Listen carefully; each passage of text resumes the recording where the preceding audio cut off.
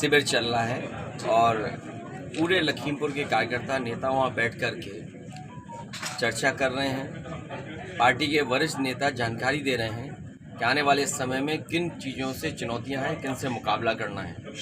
और सवाल वही बुनियादी हैं। किसान दुखी है और किसान को जो मदद मिलनी चाहिए थी, सरकार मदद नहीं दे पाई। सरकार ने कहा हम आय दोगुनी कर देंगे। इधर आय दोगुनी तो नहीं हुई, लेकिन महंगाई दोगुनी हो गई। चरम सीमा पर महंगाई है, चरम सीमा पर बेरोजगारी है। और जो बड़े बड़े सपने दिखाए थे, आप वो ज़मीन पर और जनता के बीच में आज भी वो जुमलों की तरह हैं। मुख्यमंत्री जी कहते हैं कि 100 में केवल 4 बेरोजगार हैं। पलिया में आए, लखीमपुर में घूमें, सरकार के लोग देखें कि आखिरकार कितने बेरोजगार हैं।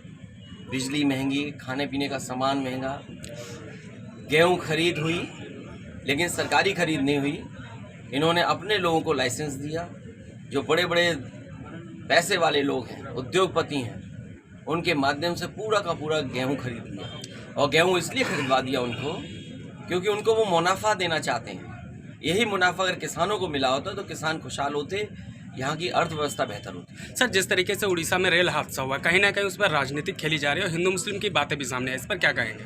देखिए, भारतीय जनता पार्टी बचना चाहती है, अपनी नाकामी को छिपाना चाहती है। ये किसने कहा था कि ट्रेन में कवच है, और कवच ऐसा है कि जो टेक्नोलॉजी के साथ है। अगर ट्रेन पास आएगी, पीछे से आएगी, आगे से आ जाएगी तो पता लग जाएगी।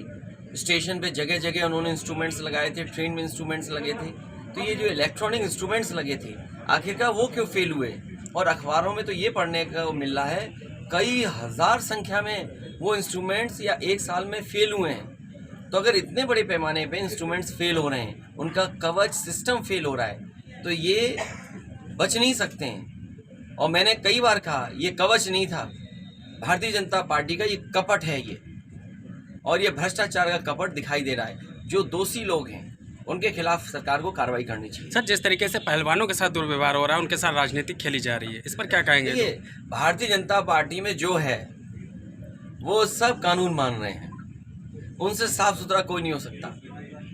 विपक्षी लोग हैं, उनके लिए बुलडोजर है, झूठे मुकदमे हैं। केवल एक पहलवानों को उदाहरण नहीं, अब तो सुनने में आया कि कोई दिशा ही बदल दी भारतीय जनता पार्टी ने।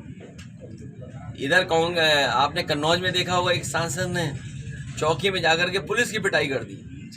अब पुलिस बताओ कहाँ बचेगी? बुलडोजर के पीछे छिपेगी क्या?